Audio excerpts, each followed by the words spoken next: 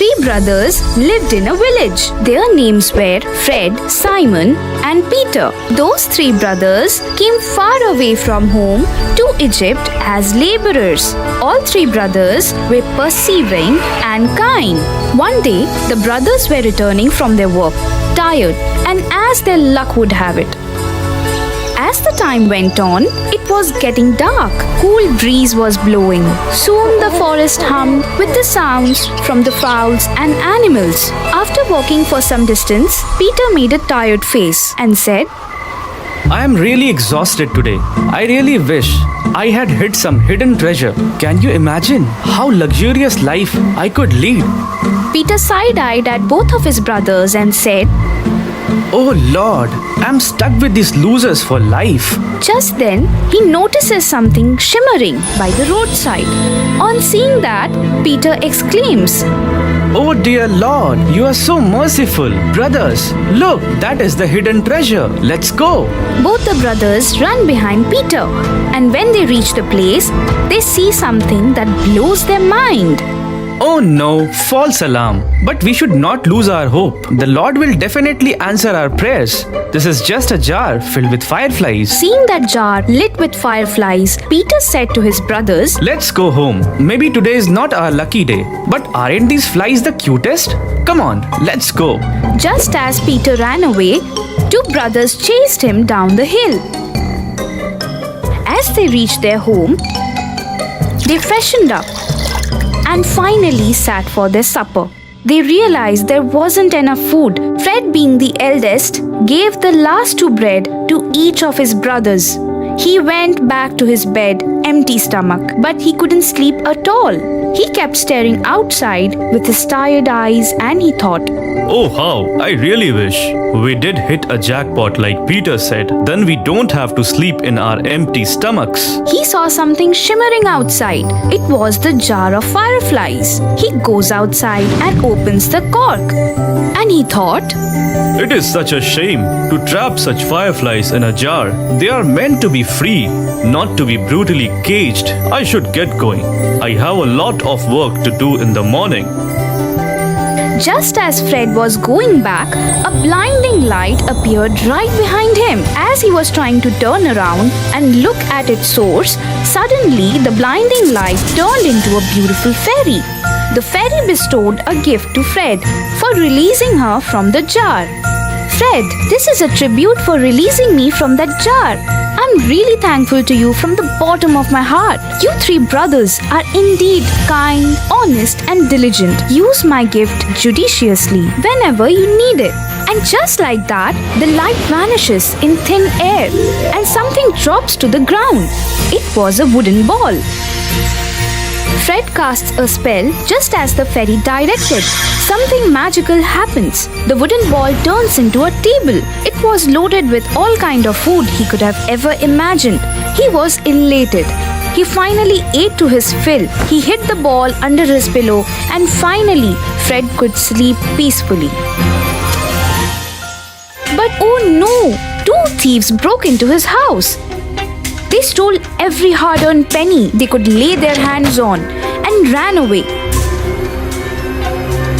Next morning, when soft sunlight brushes against Fred's face, just then he woke up. And as he looks around his house, he finds that their house was plundered clean. Fred wakes Simon up in a frenzy. Simon, wake up. Wake up quickly. Just look around. See what has happened. On one hand, Fred and Simon were horrified and thought, what are we going to do now? On the other hand, Peter was snoring away in a deep sleep. Peter, wake up. We are doomed. These thieves took away everything. How can you sleep so peacefully? Now, the three brothers felt that they were out of their options, so they had to return to their village. They went back to work and informed their respective masters about the theft and bid them goodbye before leaving for their village. Simon worked in a mill. When he said everything to his master, then his master said to him, You are dedicated and scrupulous young man. Just wait for me till I am back. I want to give you a present. Just then, the master comes back with the pouch in his hand. Before he could say anything, his master starts to demonstrate something. He showed him how he murmured a spell and jiggled the pouch. And suddenly the bag was filled with gold coins. Simon was stupefied and numb. His master then handed him over that magical pouch. Simon, with his trembling hands, he said, Master, I can't take this gift.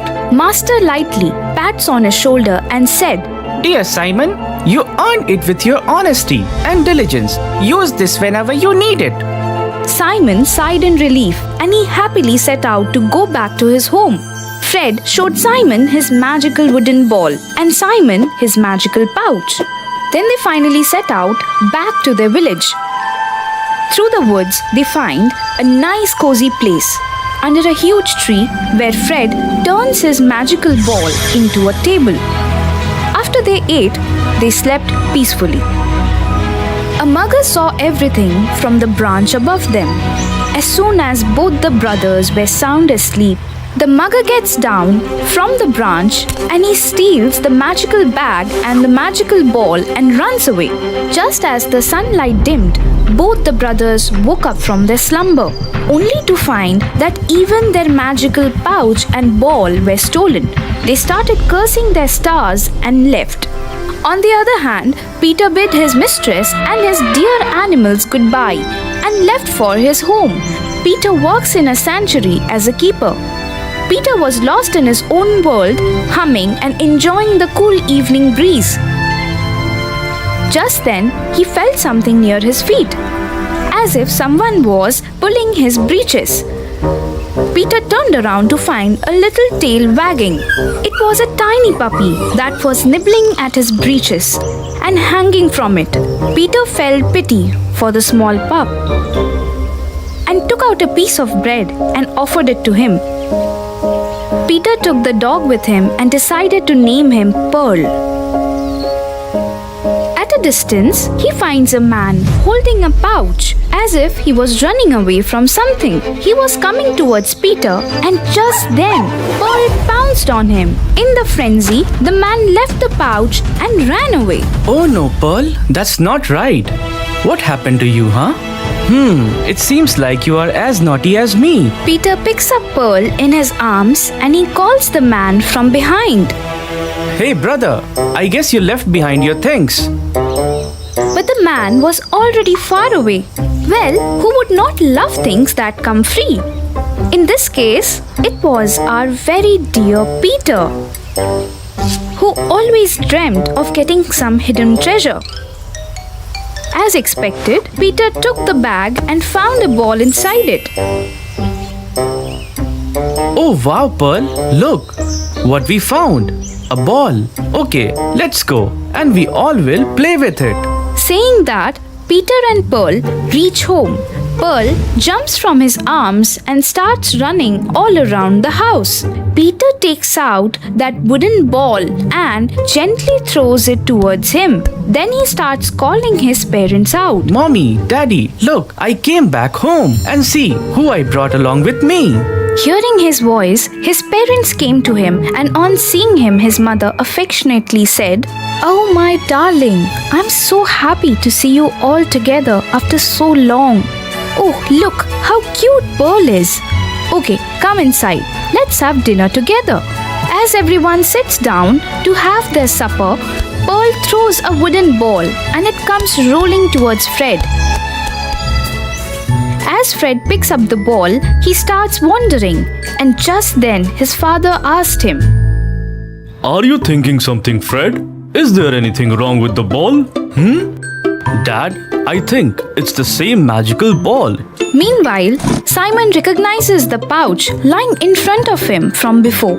He is overjoyed to see that pouch, so much so that he hugs Peter and he said, Where did you find this bag? I'm so glad that for the first time in your life, you did an amazing job. Peter gently pulls away from his hug and he says, All right. But tell me first, why are you guys so elated to see my things? After all, I got these things from the woods. It's then that Fred and Simon narrated the entire story to Peter and their parents about the magical ball and the magical pouch. Hearing the entire story, Peter and his parents were astounded. They all were elated and prayed to the Lord for such blessings.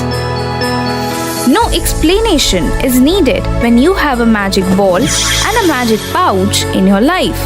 Your life is just like a bed of roses.